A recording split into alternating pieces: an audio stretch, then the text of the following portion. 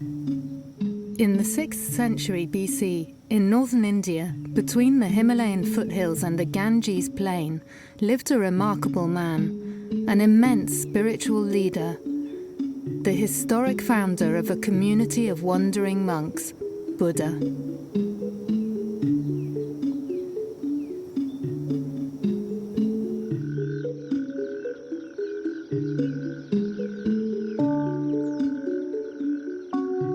From Siddhartha's birthplace to where Buddha died, I follow in the footsteps of the great man, through the heart of traditional India, in a bid to better understand his story and his teachings.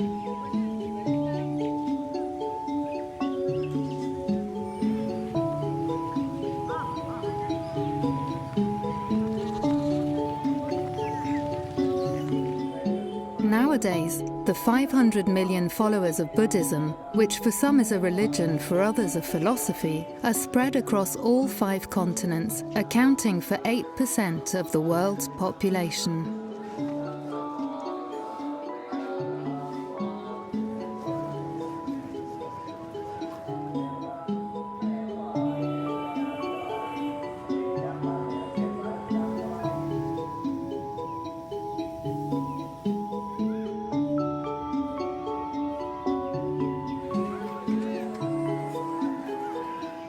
In 1999, the UN decided to honor Buddhism's contribution to human spirituality by dedicating a day to it. Every May, Vesak Day internationally celebrates the birth of Buddha over 2,500 years ago.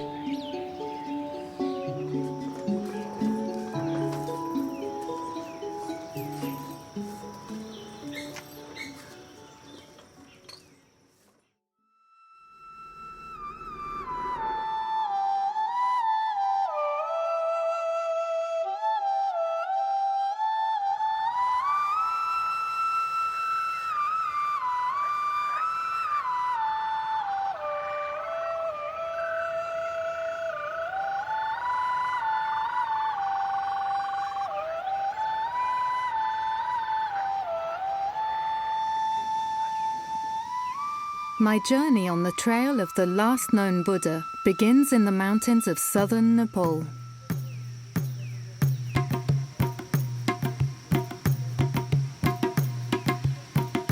With a multitude of local beliefs,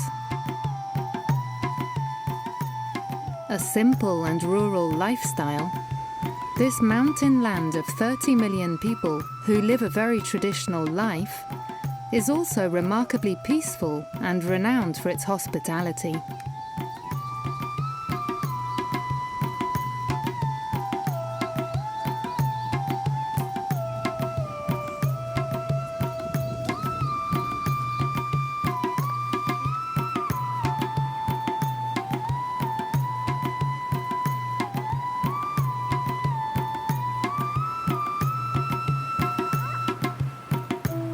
For so long a closed book, this land of legends and cross-pollination is wedged between the 2 giants that are China and India.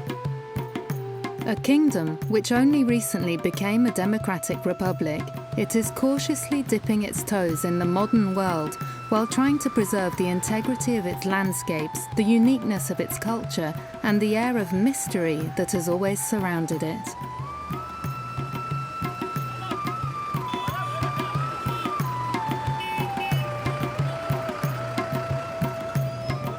Siddhartha was born in Lumbini, now a pilgrimage site and a popular tourist destination.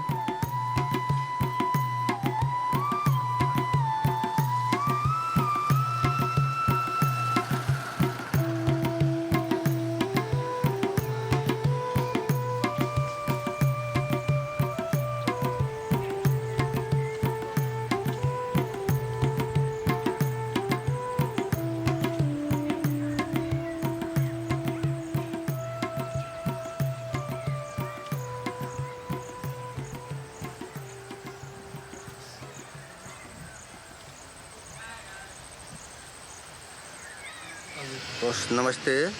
Hello, I'm the priest at the Mayadevi temple.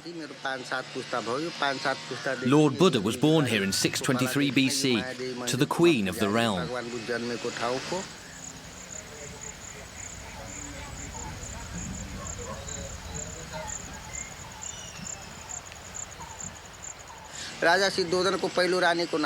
His mother's name was Mayadevi. One night in a dream, Mayadevi saw a white elephant calf with 6 tusks, holding a white lotus with its trunk, penetrating her body through the side. Some even say that the child in the womb can be seen through the skin. There was at that time a tradition. Women had to give birth to their first child in the house they themselves had been born in. So, after 9 months of pregnancy, at the beginning of the 10th month, Mayadevi left Kapilavastu to go and give birth to her first child with her family. She walked through the Lumbini forest. The moon was full. When she became tired, she sat beneath a tree to rest and felt a pain. She then took a dip in this basin and then walked 25 steps. She sat down under a willow tree, gripped onto a branch, and gave birth just there.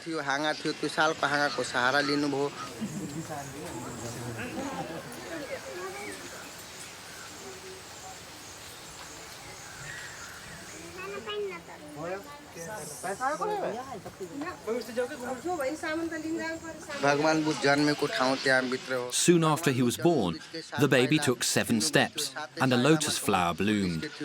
Then he looked in all directions, pointed one finger up and one finger down.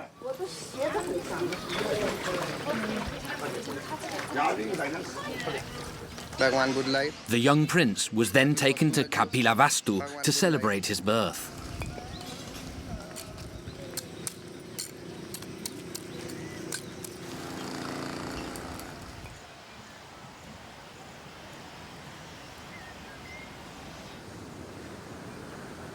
Just a few kilometers away, Kapilavastu Palace, where Siddhartha grew up, has been the object of many incomplete archaeological excavations and is on course to be recognized as a UNESCO World Heritage Site, which will enable it to be restored to the glory it warrants.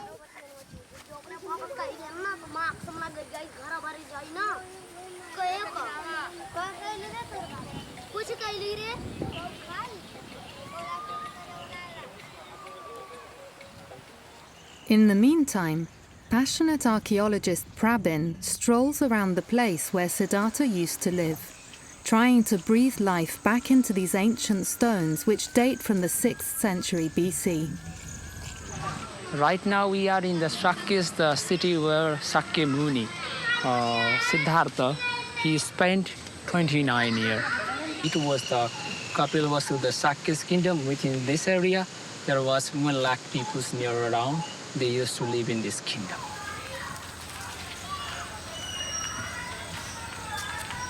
We are standing on the moat of the city of Sakya's kingdom. And so this is the city wall. It is surrounded to the city. So the moat was 22 feet wide, and it was the water around the city. Different water animals was in the moat, and the city wall was 8 meters high. This is the security checkpost. And in this gate, there was the 3 doors. 3 times they checked the people, mostly old people, ugly people, suffering people, were not allowed to enter to the city. And that's why the wall was also big, to not used to be entered to the inside the city, and only the royal peoples and some important people only allowed to live within the city area. So this total area of the city was 2.8 square kilometers. Now slowly we're going to that area where the Siddhartha and his royal people were used to live.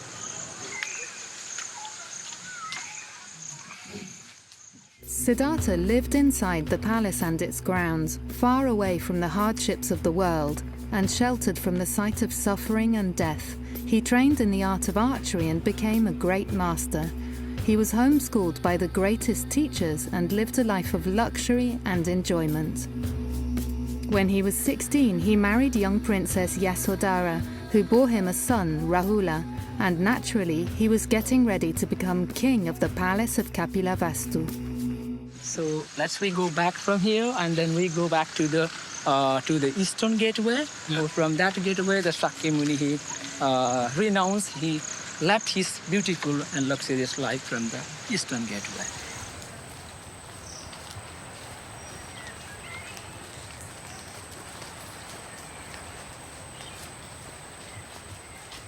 One starry night during the full moon in July, on his faithful white steed Kantaka, and accompanied by his groom Chadna, Siddhartha, without a word to his friends or family, renounced everything and fled Kapilavastu.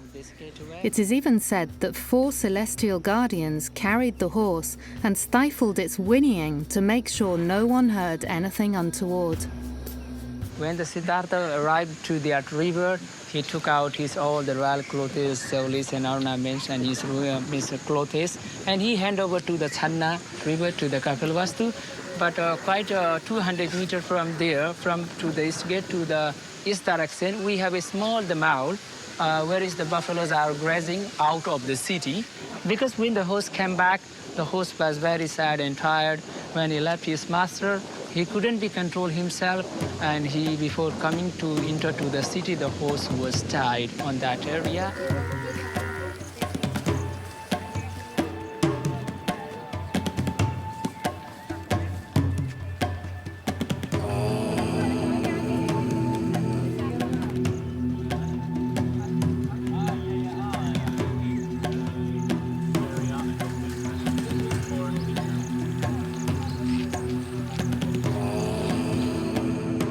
Determined to discover the true meaning of existence that had always eluded him, Siddhartha fled.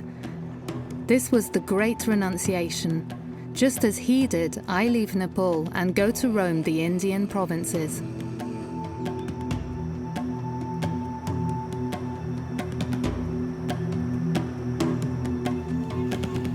Faced with the realities of simple and rural life, he understood that while his princely position kept him sheltered from deprivation, nothing would protect him from old age, sickness, suffering, and death.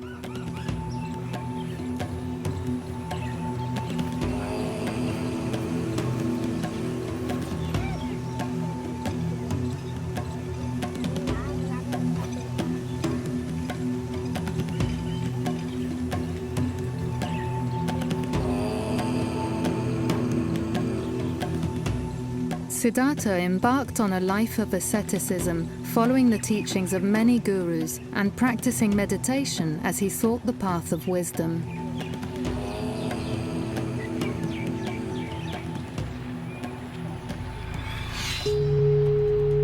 Life is not a problem to be resolved, but a reality to be experienced.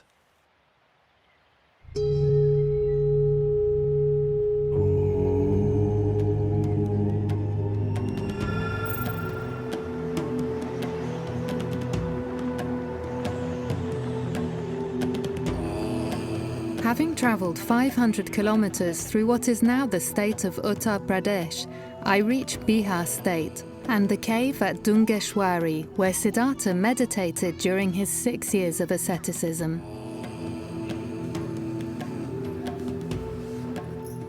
Just like the pilgrims who have come here from afar, I am overwhelmed by the deep austerity, but also the aura of the place.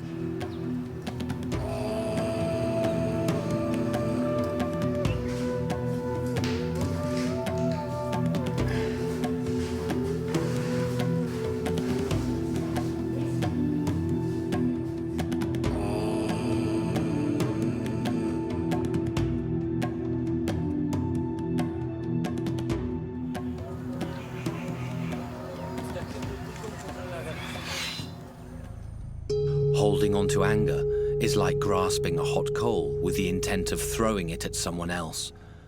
You are the one who gets burned.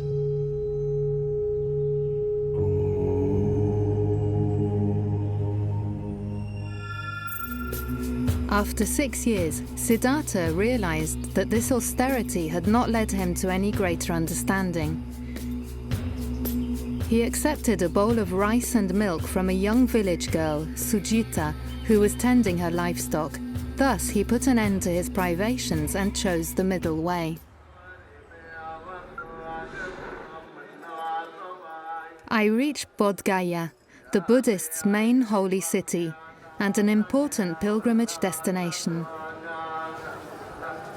It was here that Siddhartha went after his years of wandering and asceticism.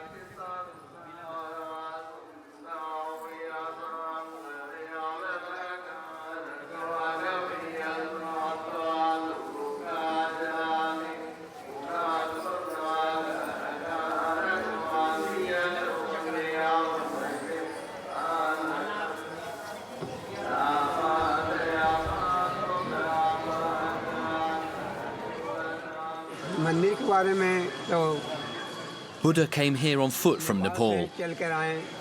At the time, he was Prince Siddhartha, and it was here that he received enlightenment or knowledge to become the Buddha, or the awakened one. It happened where the Animisha Lesham temple is over there. Then, standing beneath a majestic ficus tree, he meditated for a week without blinking.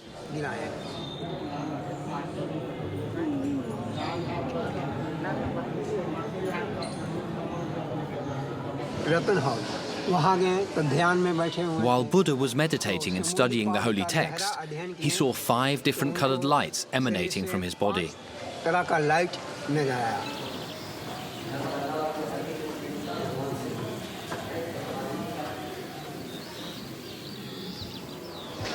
And there, by the lake, a storm broke out, and a cobra deployed its hood to protect the meditating Buddha from getting wet.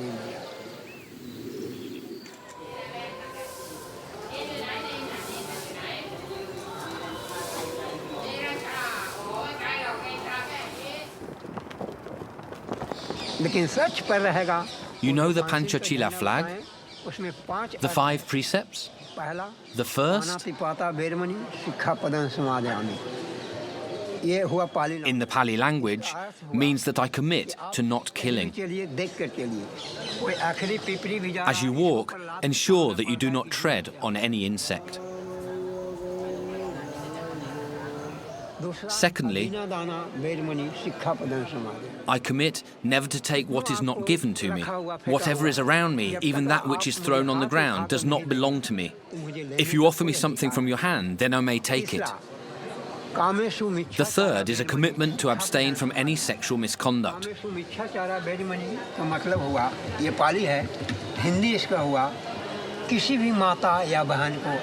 That means that any woman is to be treated as if she were your own sister or mother. The fourth is a commitment to abstain from bearing false witness.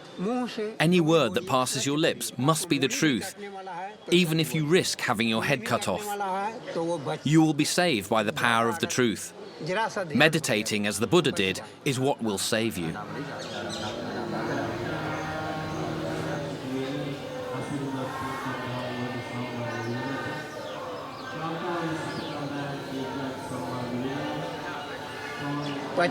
In the 5th place, I promised to abstain from drinking alcoholic beverages as they cause laxity. Alcohol, don't even go anywhere near such intoxicating substances. Those are the 5 precepts. Respect them, and no police constable, no prefect or sub-prefect, no power can weaken you. That is the Buddha's main secret.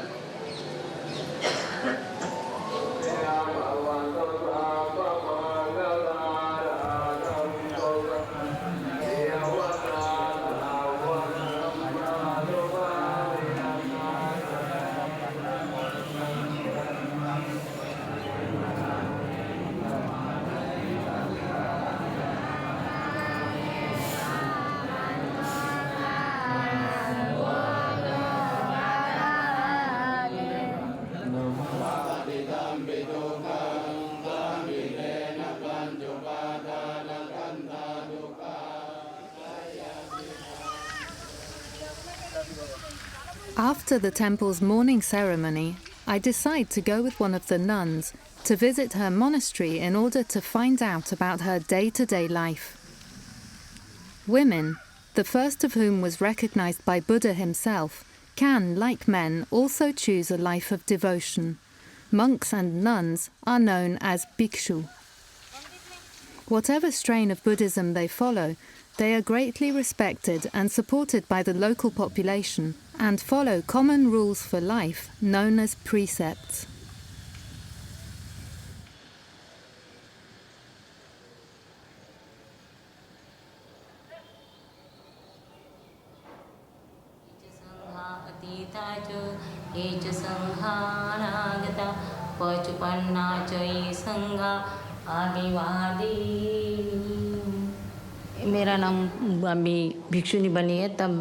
I am called Buddha Darshini, meaning she who can see the way of Buddha. I live the life of a bhikshu, which is that of a mendicant monk. I have had this name since I became a nun, 12 or 13 years ago. Our saffron robe, the shiva, is sacred. Once you wear the shiva, you live a life without lies or falsehood. When you see a monk wearing a shiva, you understand the choice they have made. It's important. Adopting the monastic habit denotes sacrifice, renunciation. I put on the habit and renounce this world. You let go of everything. You become a bhikshu, a mendicant monk. When you're initiated into your life as a monk, you receive your bowl, and you keep it for life. All the time you wear your habit, you have your bowl. If you find yourself somewhere where no food has been prepared, you do your mendicant rounds with your bowl, up to 7 houses.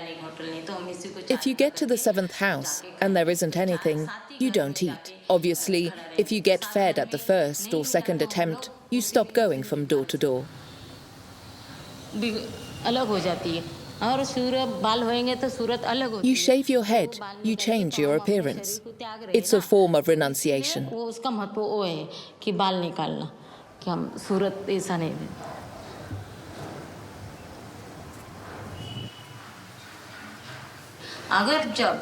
You have to content yourself with what you have day to day and not think about what tomorrow may bring. This is what Buddha taught. Stay in the moment and don't think about tomorrow.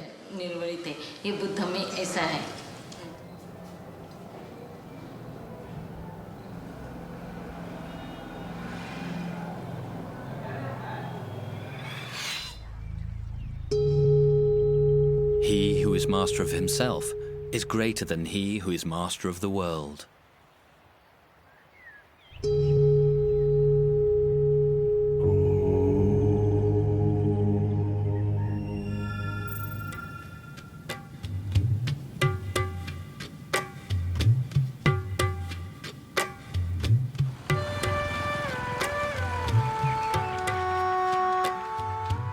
Buddha left the city to search for a peaceful and airy retreat. Following in his footsteps and those of hundreds of pilgrims, I take the road to Rajgir.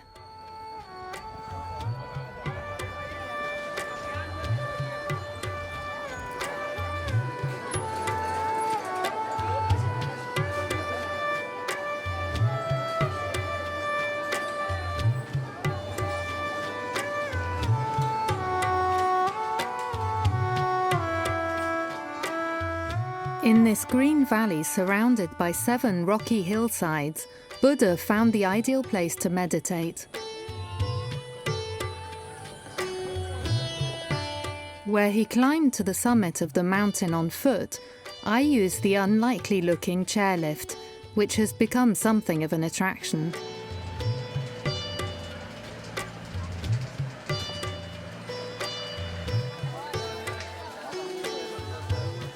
Pilgrims here, as in all religious sites, are greeted by the temple's traders who gather around the entrance.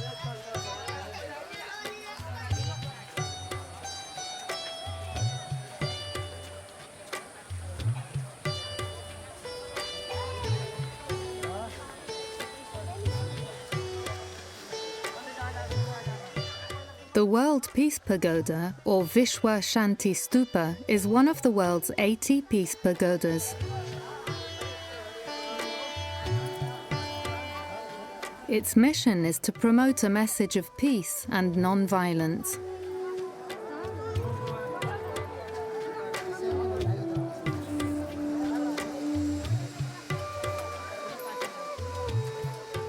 The fervour here, as free and sincere as it is syncretic, is expressed in multiple forms of varied and sometimes incomprehensible gestures and rituals.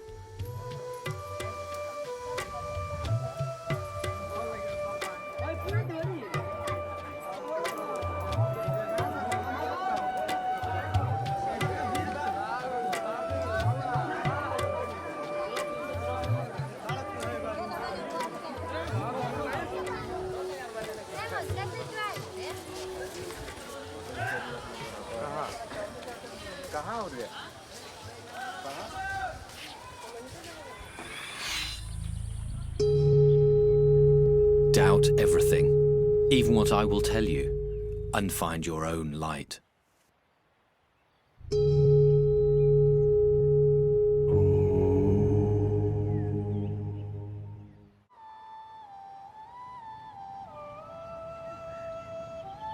In keeping with tradition, after his period of retreat, Buddha went to roam the plains of the Ganges. As he followed the river, he taught meditation and shared his revelations with a great variety of people, from the noblest Brahman to the humblest fisherman.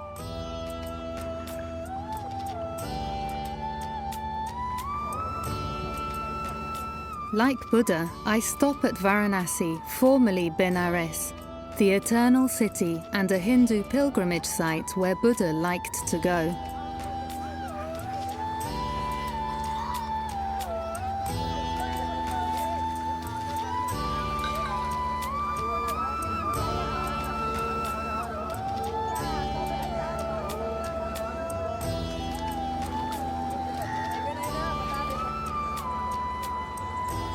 While in the holy city, he converted many Hindus by fighting against the caste system and promoting the strong spiritual bonds that unite Buddhism and Hinduism.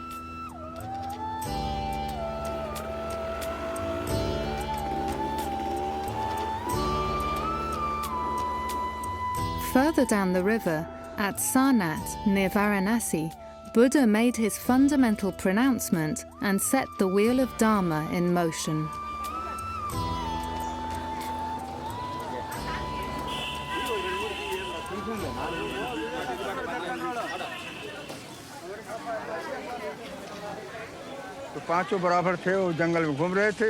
Buddha arrived here, in the deer park, carrying his bundle.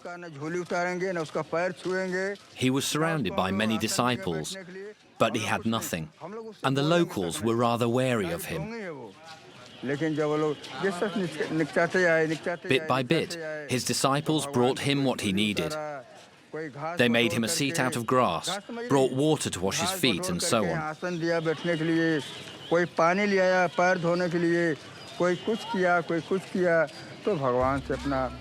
One day, in the park, after many an exchange with Buddha, only 5 disciples remained.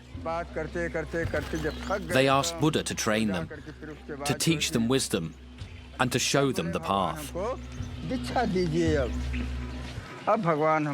Buddha taught them all that he knew, and so the 5 disciples became the first 5 bhikshu, or mendicant monks.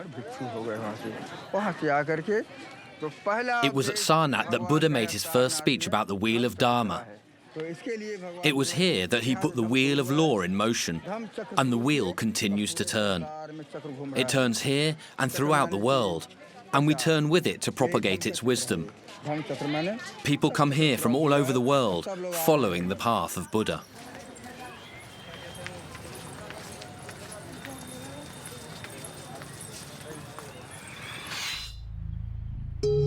We are what we think. All that we are arises with our thoughts. With our thoughts, we make the world.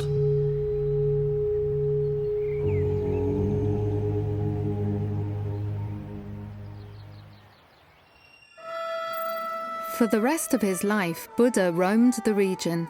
Between meditation and teaching, his aura grew, as did the number of disciples who followed him.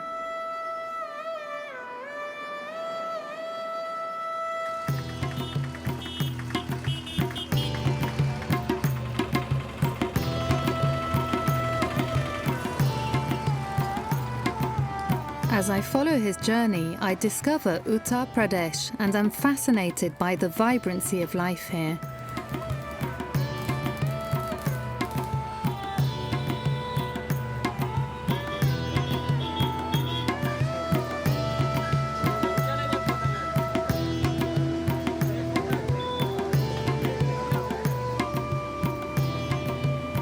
Roadside businesses, wandering salesmen, dense traffic, sacred cows.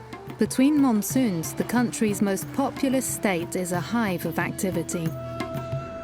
During the monsoons, Buddha would retreat to Shravasti.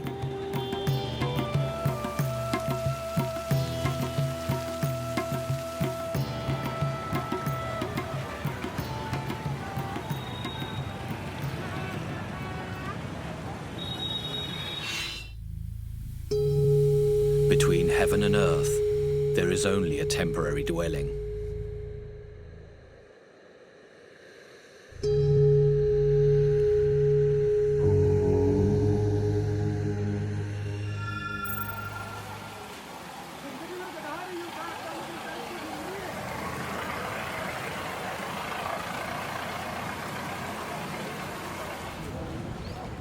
Buddha spent a large proportion of his life in the temple of Jetavana, a refuge built by his generous patrons.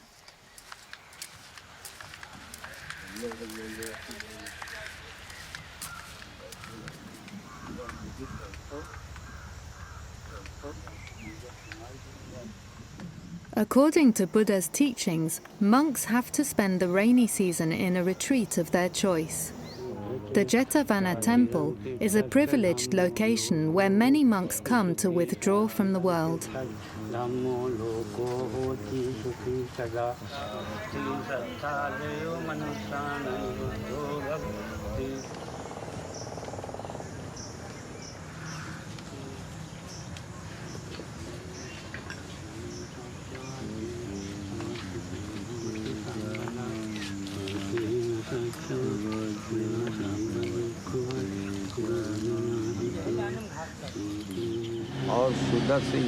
Lord Buddha spent 19 monsoon seasons here, 19 here and 6 over there in another temple.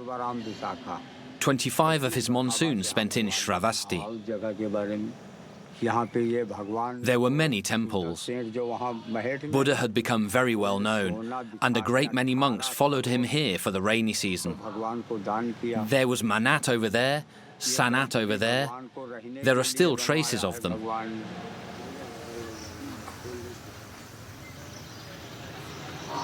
It was in this very place that the Lord meditated and preached to a large gathering alongside his disciples.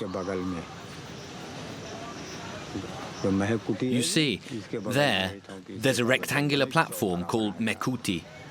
That was his rostrum.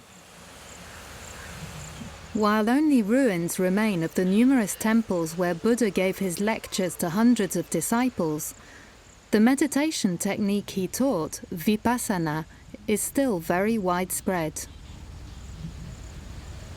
It still attracts the faithful of all religions who see in it the very essence of Buddha's legacy. My name is Babu Ram Yadav. I run the Jetavana Vipassana meditation center at Shravasti in Uttar Pradesh. Uttar Pradesh in India. Shravasti is an eminently pure place. Lord Buddha spent 25 monsoon seasons here. Lord Buddha taught Vipassana meditation here. Vipassana means seeing things clearly, in their true nature, to receive them and experience them in clarity. With Vipassana, you have to observe the Panchchila and the 5 precepts of Buddhism. You have to meditate to awaken wisdom.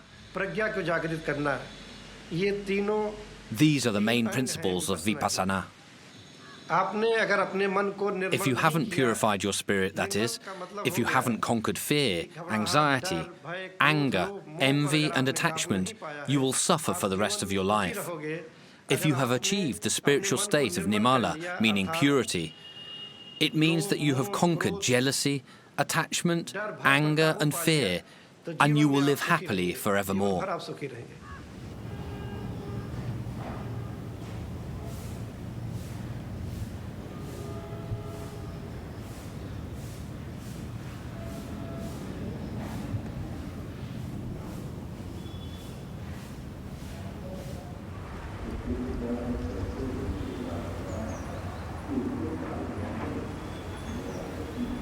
So Vipassana meditation is all about observing your different sensation in the body, and the actual theory behind Vipassana is that there is a layer of conscious mind. There is a first layer of sensation, then conscious mind, and then unconscious mind. So it's all about reaching to your unconscious mind from the tool of your sensations. The first 3 days is all about observing respiration and your sensations around your nose. The subtle to subtle sensation is what you observe near on your nose. And during the entire 10-day course, you are supposed to maintain absolute silence, not talk to anybody. And that's what they call it as Shila. It was challenging. I would say at times very boring. And after a while, you kind of realize, yeah, it's all worth it. And there were a lot of mystic experiences which you cannot explain. I mean, you cannot explain a whole rush of air going in from your head to your nose. I mean, that's just one example I'm giving. But yeah, there are a lot of mystic experiences which is beyond explanation.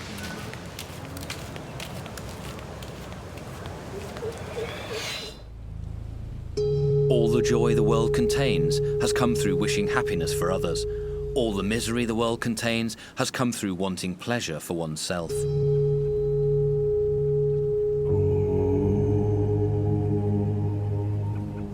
In my quest to put into practice and fully absorb Buddha's teachings, I head for the last stage of my journey in Kushinagar, to the east in Uttar Pradesh state.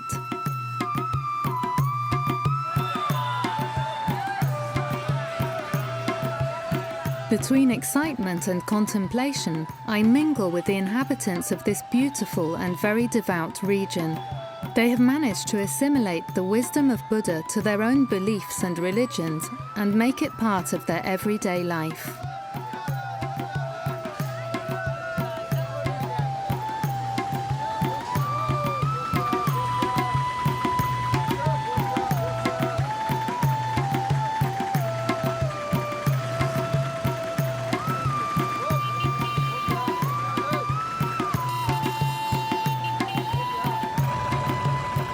Serene, just as Buddha was, I get ready to relive his last days, stage by stage.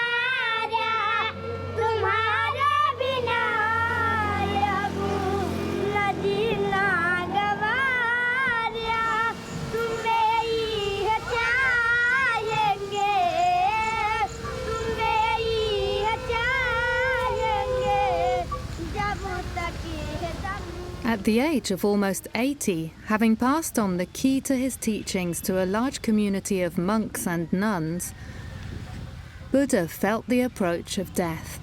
Buddha, with his Bhikkhu Sangha from Vaisali, reached Pavanagar in the evening.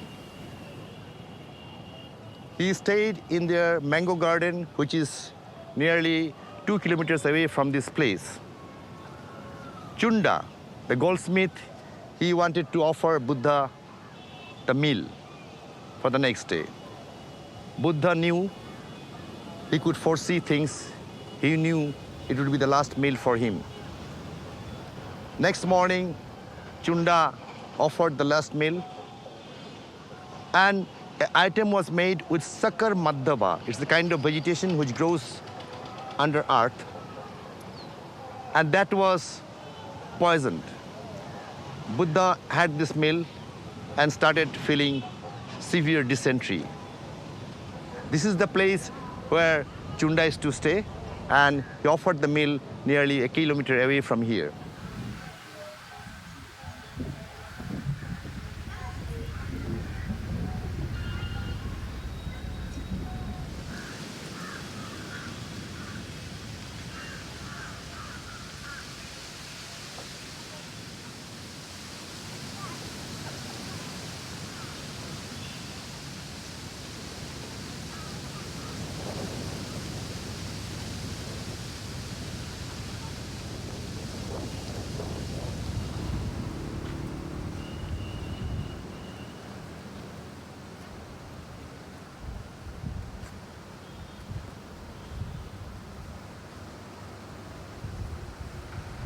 After having his last meal in Pavanagar, Lord Buddha walked up to this place.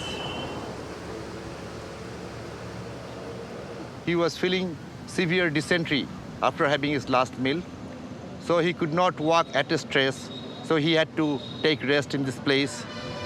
And last bath he took in this river water. He rested for a while, then he proceeded towards Kushinagar.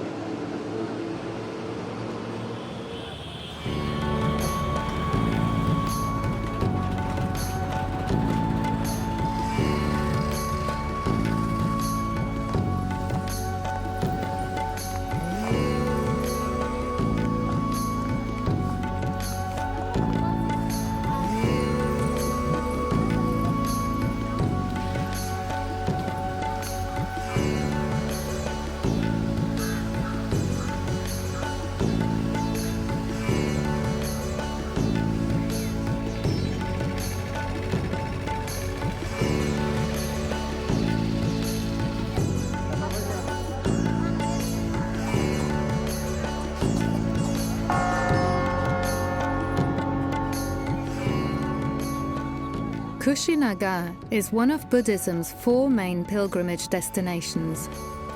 The eminently sacred Nirvana temple sits in the middle of a park where families, students, and lovers come to spend the weekend.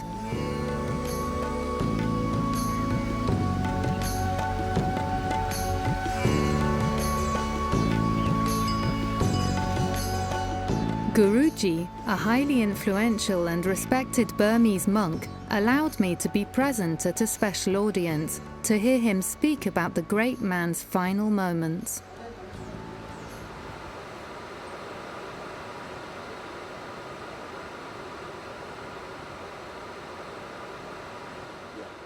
करीब 2-2.5 बजे दिन में फिर वहाँ से वापस आया शाम को 5 बजे They arrived in Kushinagar around 5 p.m.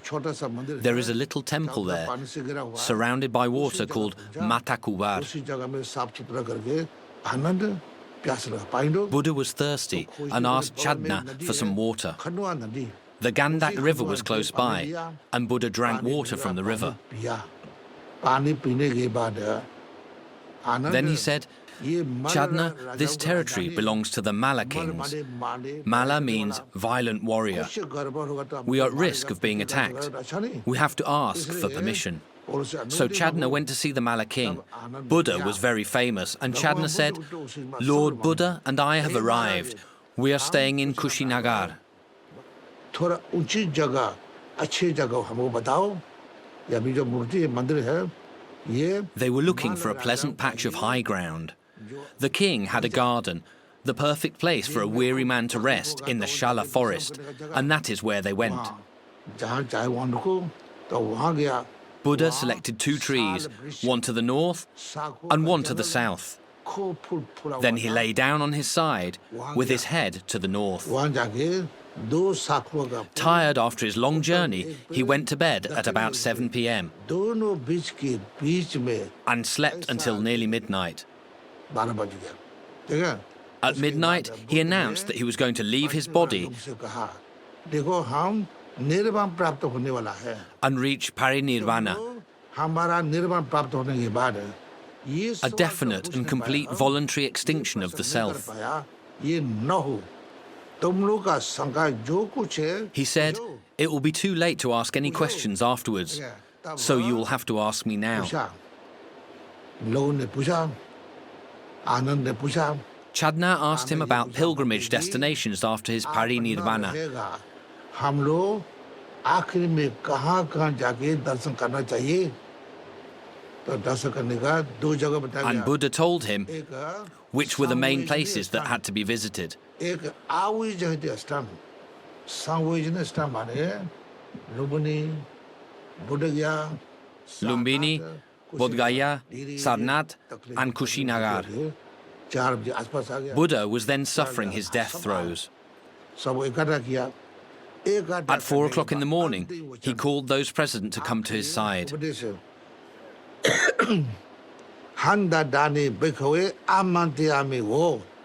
And delivered his final words. Everything you see in the universe is ephemeral. Everything created by man is ephemeral. It will all be destroyed. You have to accept that and work on your own wisdom. That is all.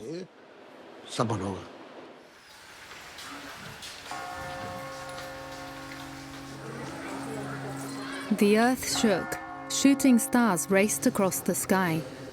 The sky was on fire in all directions, and the air was filled with celestial music. The master's body was washed, dressed in monastic robes, wrapped in 1,000 shrouds, and placed in a coffin made of precious materials.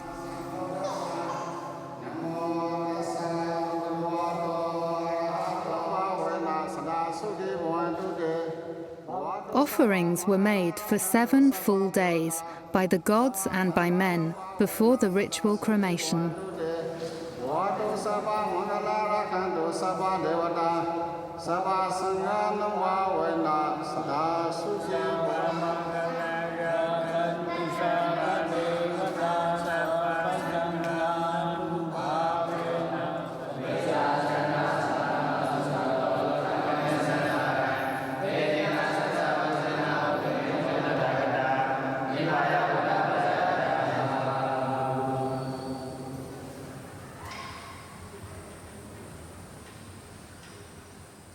Buddha was dead.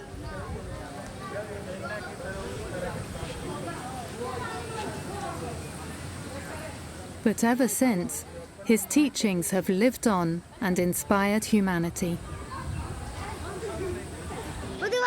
Buddha was liberated from reincarnation in the temple over there. Buddha is in the park over there. He's sleeping. He's in the park. He's over there. He's lying down over there. He's sleeping.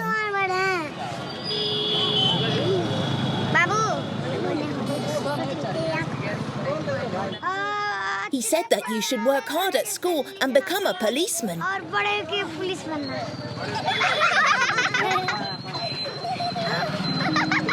Outside, temples share the space with fairground rides and mobile stalls. Tourists, monks, students and children mingle in near-perfect joyful harmony. The wheel of Dharma is the infinite wheel of birth and death, of creation and destruction. In order to leave the circle and reach Nirvana, you have to meditate. Everything revolves around meditation. Everything is suffering, birth and death, success and failure. The solution is meditation. Ahimsa Paramo Dharma means the supreme purpose is non-violence. Buddha left everything behind to search for the truth about the meaning of life. What is the meaning of life? We are born, we come into the world, then what? Buddha taught us that the answer comes from within us. Buddha's message to the world is that we can only awaken our consciousness by giving up power.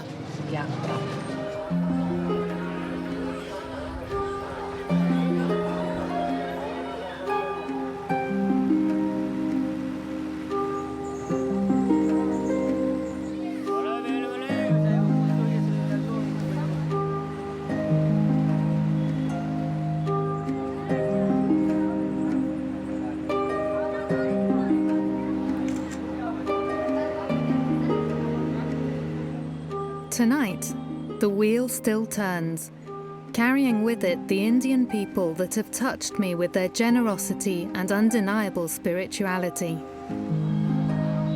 Every encounter has allowed me to get to know the man, Siddhartha, Buddha, and to experience his teaching in a country where the essence of life is in the here and now.